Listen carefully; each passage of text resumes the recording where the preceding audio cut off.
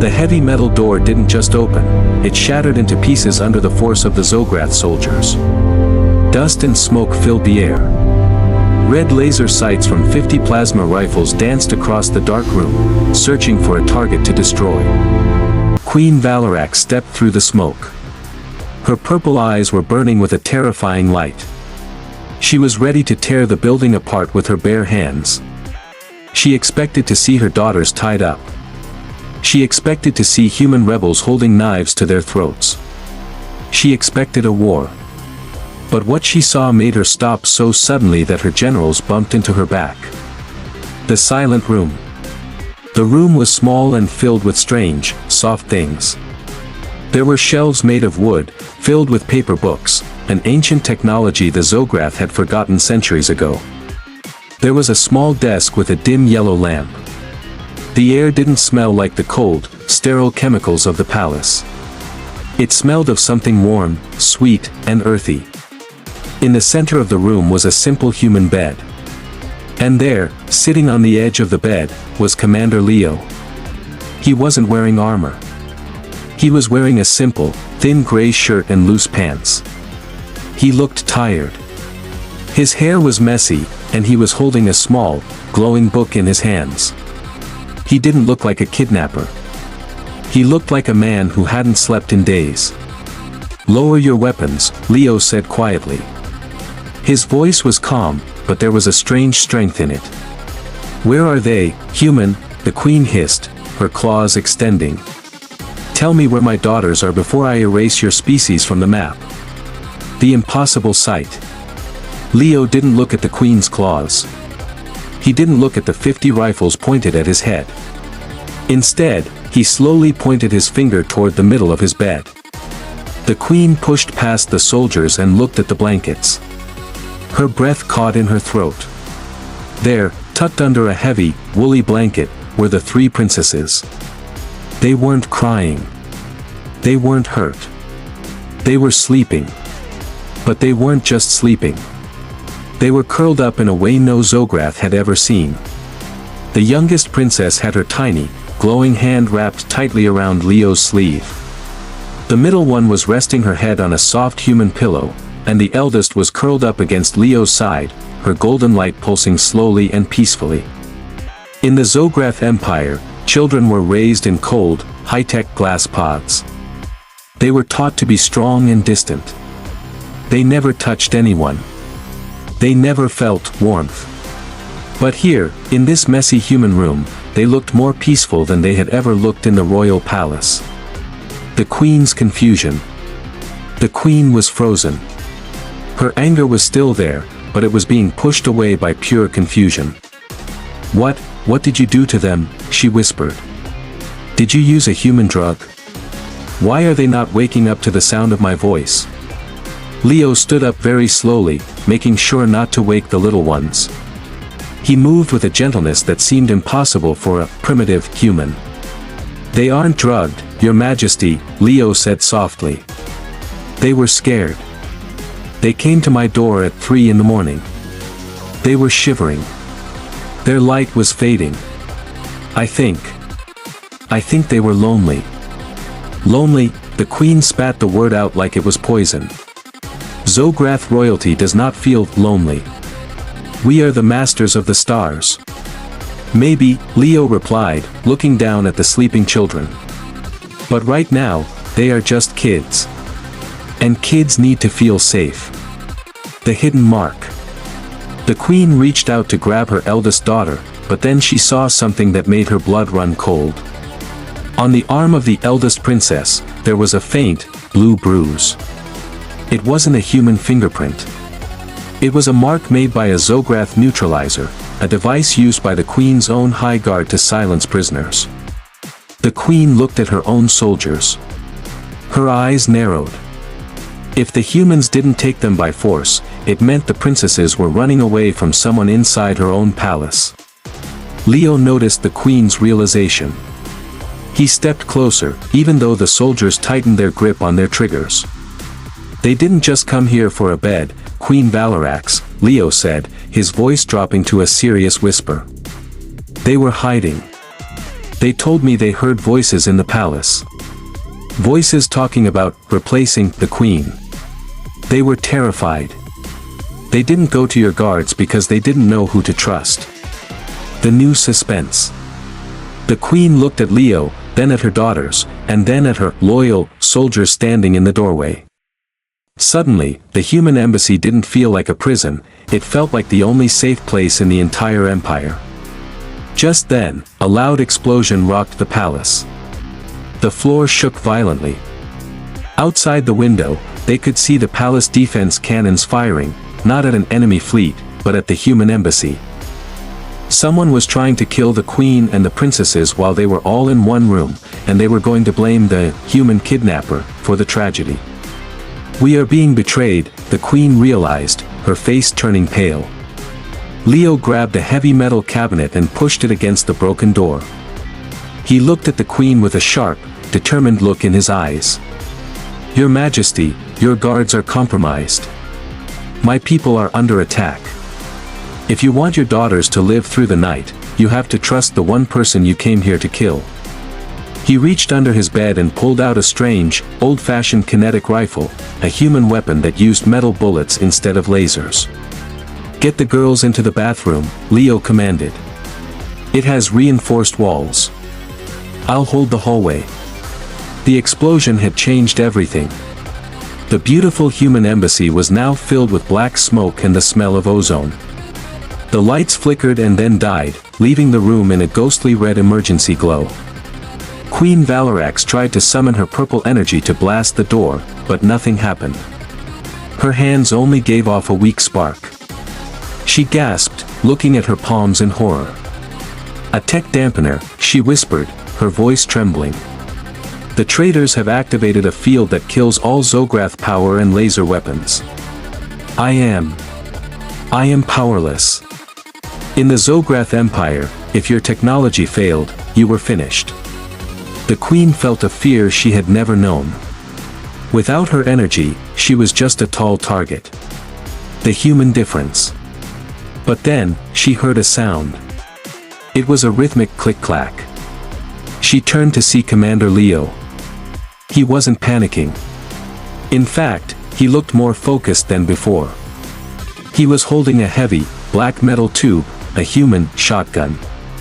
This weapon didn't use energy. It didn't use light. It used old-fashioned gunpowder and lead. Your energy is gone, but my primitive toys work just fine, Leo said. His voice was cold and steady. Your Majesty, get the kids into the corner and cover them with your body. Do not move, no matter what you hear. The three princesses had woken up. They were crying, their golden light flickering like dying candles. Leo. Mommy, they whimpered. The queen did something she had never done.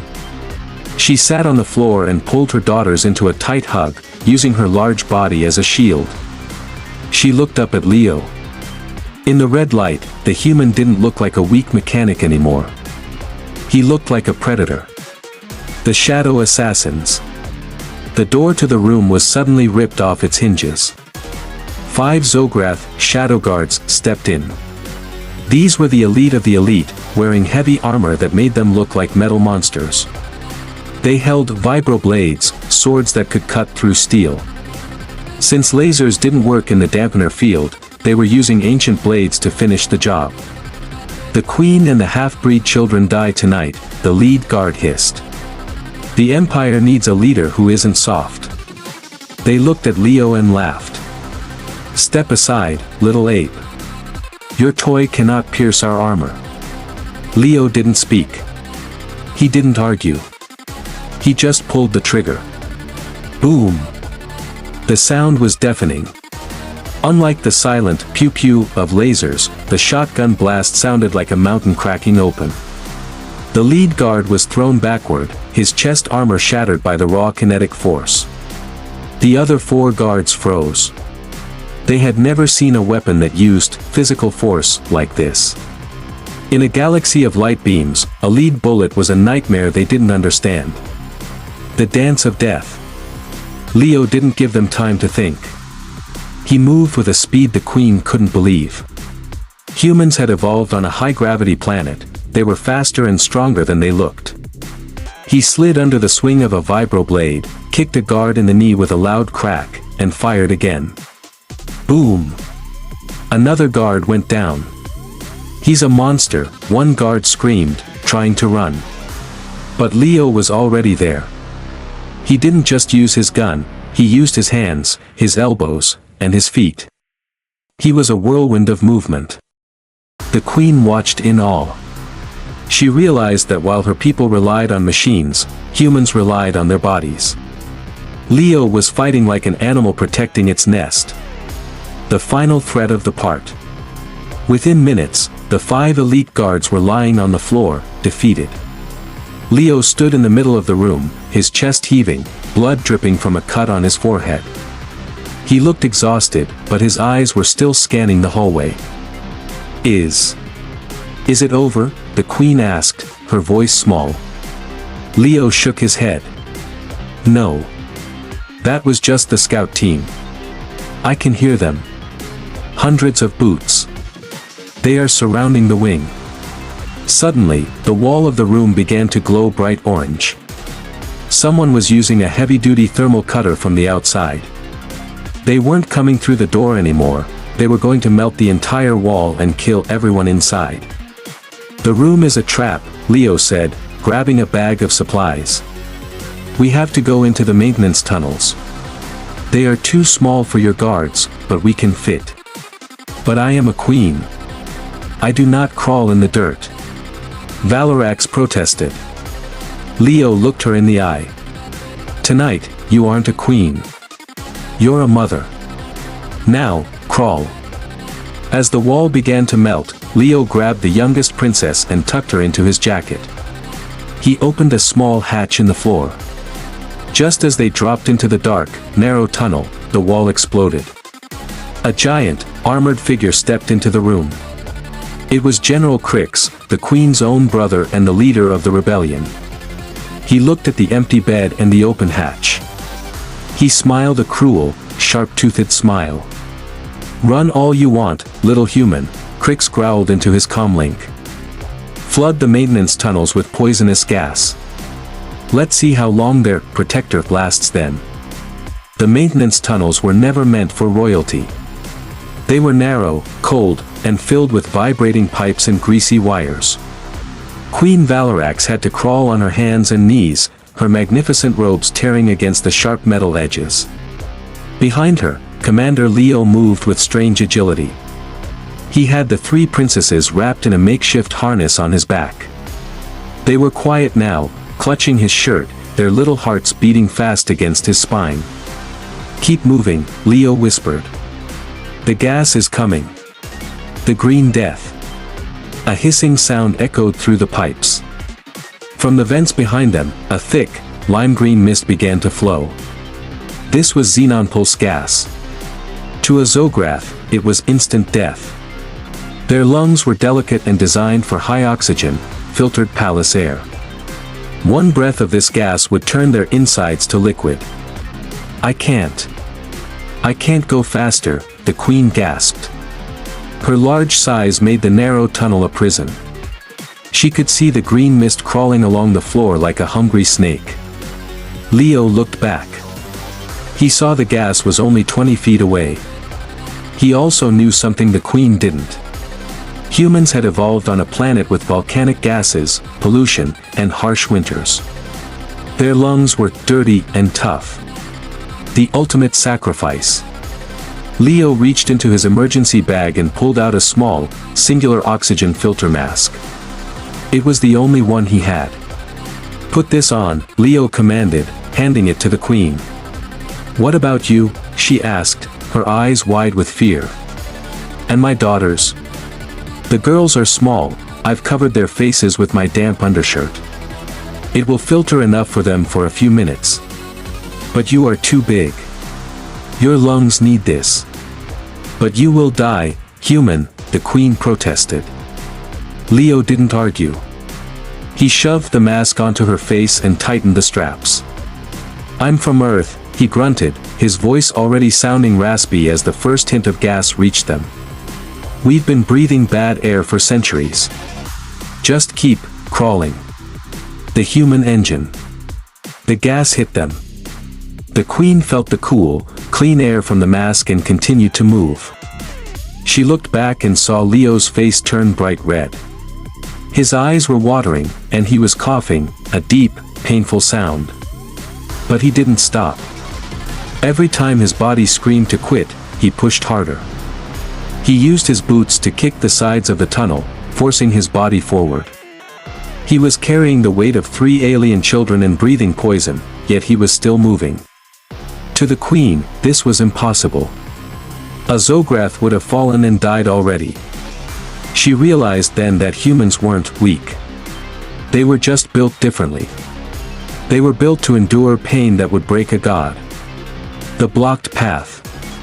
After what felt like hours, they reached the end of the tunnel. A heavy circular hatch stood between them and the cooling chambers of the palace. If they could reach the cooling chambers, the giant fans would suck the gas away. The Queen pushed the hatch. It didn't budge. She pushed again with all her strength. "It's welded shut," she cried through her mask. Crix must have known we would come this way.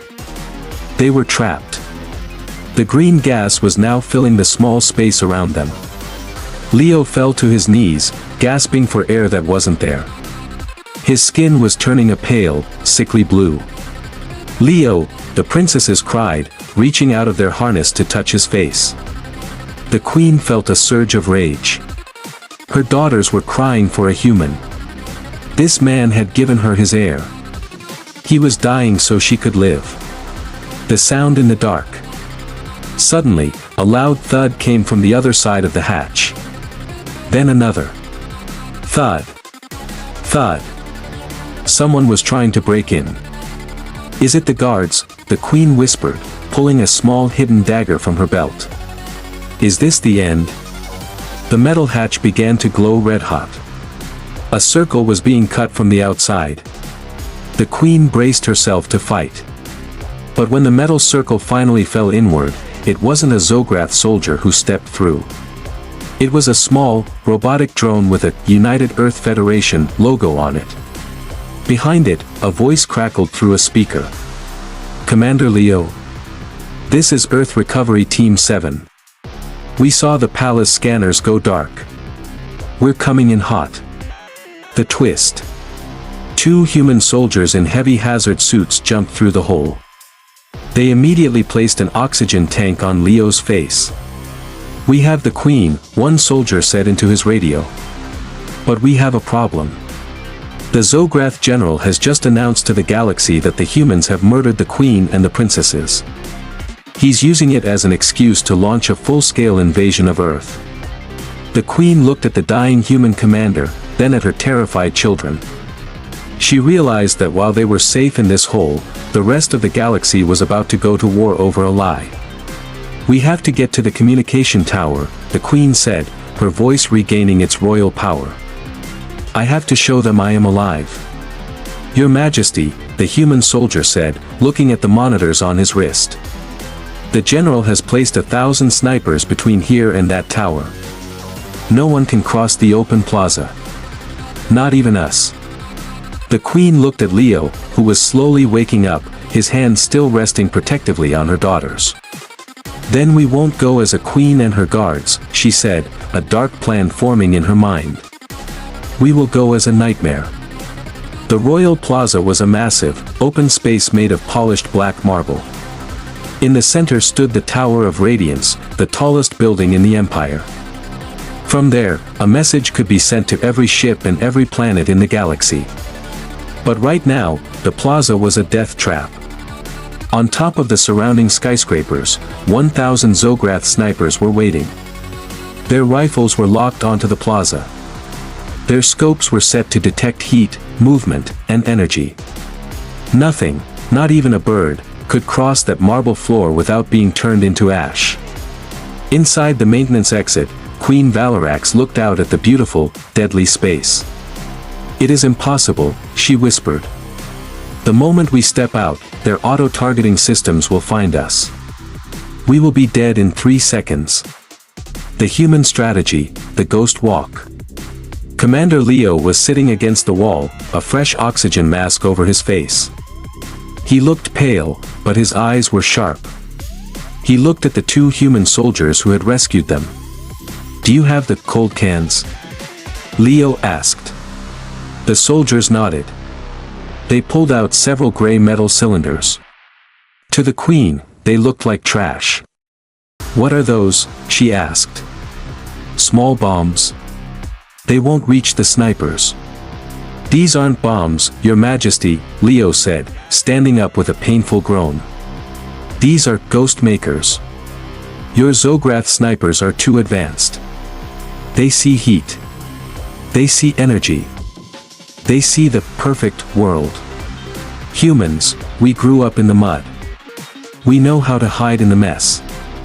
The chaos begins." Leo gave the signal. The two human soldiers didn't fire their guns. Instead, they used a shoulder-mounted launcher to fire the cold cans into the center of the plaza. Tum. Tum. Tum. Suddenly, the plaza was filled with a thick, freezing white fog. But this wasn't normal smoke. It was a special human invention called chaff smoke. It was filled with billions of tiny, microscopic bits of cold metal.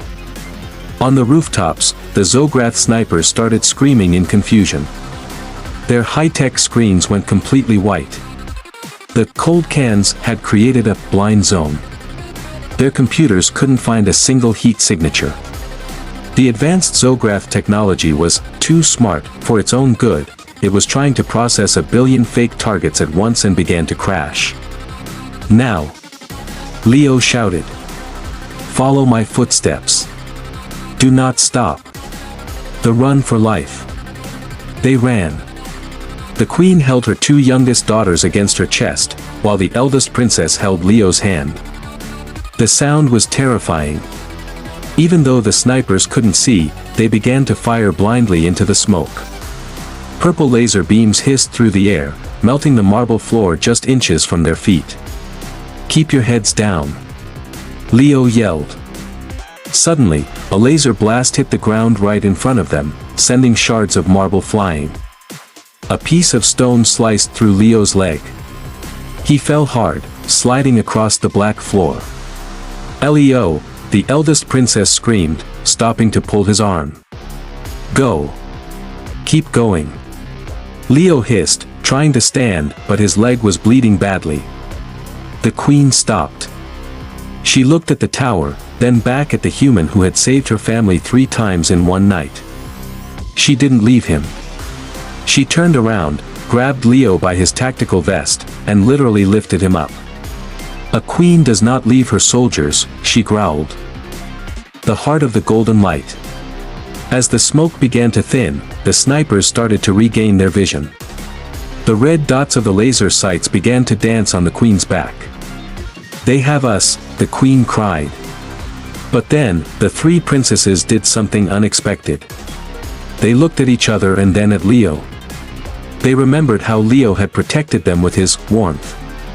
Suddenly, the 3 little girls began to glow, not with their usual soft light, but with a blinding, golden brilliance that filled the entire plaza. It was so bright that even the Zograth snipers had to shield their eyes. "What is happening?" the Queen gasped. "It's an empathetic flare," Leo whispered, shielding his eyes. "They are reacting to your courage, Valorax. They are protecting you." The light was so intense that it scrambled the electronics of the snipers' rifles.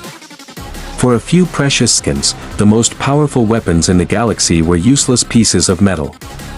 The final wall. They reached the base of the tower. The heavy blast doors were closed. Behind them, the smoke was clearing. The golden light of the princesses was fading as they became exhausted. The snipers were resetting their rifles. In 10 seconds, the plaza would become a graveyard. Leo pulled a small remote from his belt.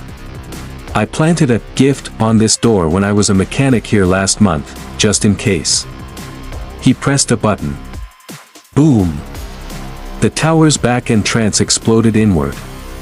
They dived inside just as 1,000 laser beams hit the wall where they had been standing a second ago. They were inside the tower. They were safe for a moment. But as the dust settled, they heard a slow, rhythmic clapping sound coming from the main lobby. Standing there, surrounded by 20 robot drones with heavy machine guns, was General Crix. He was holding a remote detonator. "Impressive," Crix said, his voice echoing in the vast lobby.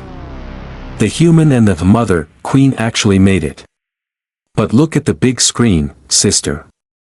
The Queen looked up at the giant monitor. It showed thousands of Zograth warships entering Earth's orbit. "In 5 minutes," Crix smiled, "my fleet will fire. Earth will burn. And the galaxy will believe it was because the humans killed you. You are too late. Even if you speak to the galaxy now, the ships are already on auto-fire mode. No one can stop them, except me." Crix held up the detonator. "Now, give me the children, and I might let the human die quickly." The air in the lobby of the Tower of Radiance was thick with tension. On the giant screens, the Zograth warships were glowing with energy, their massive cannons aimed at the blue and green marble of Earth. The countdown on the screen showed only 2 minutes left. General Crix stood tall, his metallic armor reflecting the red emergency lights. "Look at it, sister," he laughed, pointing at the screen. "History will say the humans were monsters who stole our blood, and I, the hero, was forced to destroy their world in revenge. I will be the most loved emperor in history." Queen Valorak stepped forward, her eyes narrowing. "You are a coward, Crix. You use children as tools for your throne.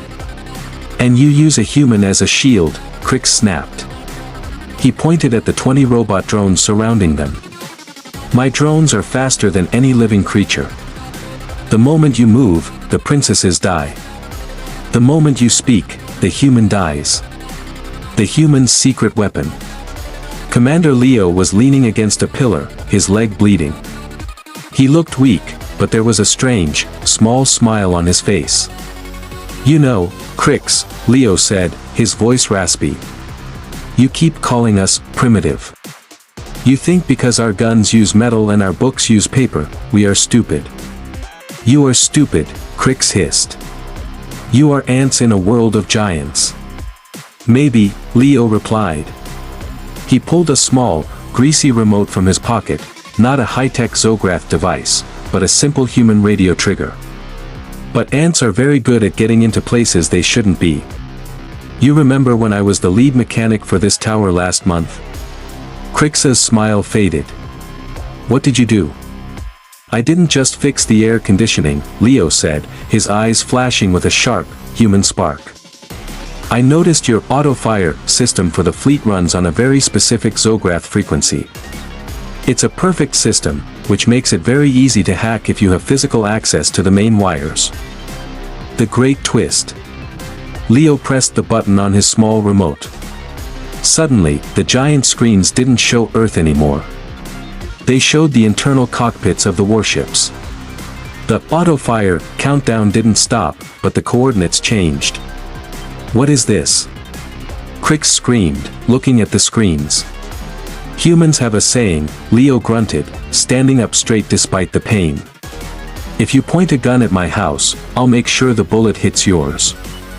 I just rerouted the auto-fire command. If those ships fire in 1 minute, they won't hit Earth. They will fire at each other." Crix panicked. He looked at his remote, trying to cancel the order, but Leo's human virus had locked the system. The Zograth technology was too complex to fix in 60 seconds. The Queen's revenge. Seeing Crix distracted, the Queen didn't wait. She didn't need energy blasts. She used her pure, motherly rage. She lunged forward like a shadow. With one powerful swing of her arm, she smashed 2 drones into pieces. The other drones turned to fire, but Leo was ready. "Princesses! Get down!" Leo shouted. He threw his last 2 cold cans, flashbangs, into the air. Flash!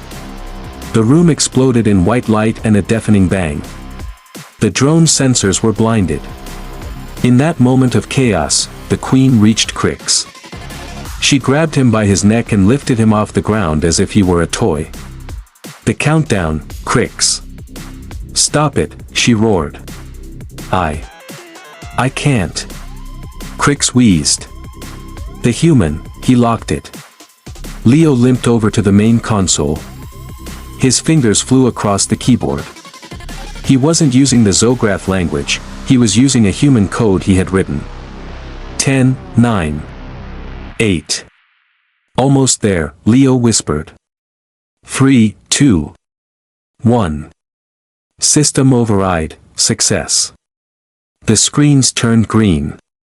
The warships in orbit powered down their cannons. The war was over before it even began. A new era. The silence that followed was heavy.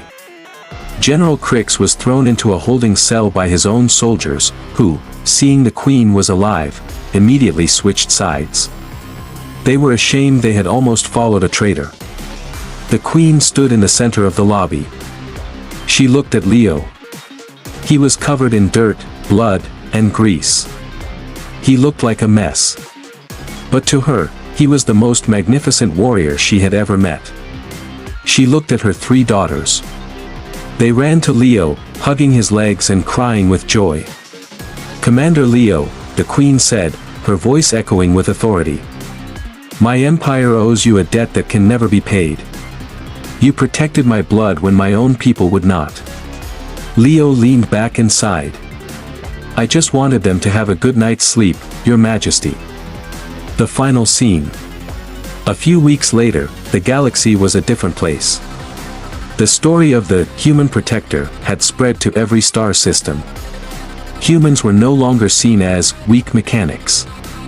They were respected as the guardians of the heart. In the royal palace, a new room had been built. It wasn't made of cold glass or metal. It was filled with wooden shelves, soft human blankets, and the smell of coffee. Every night, the 3 princesses would go to that room. They weren't sleeping in pods anymore.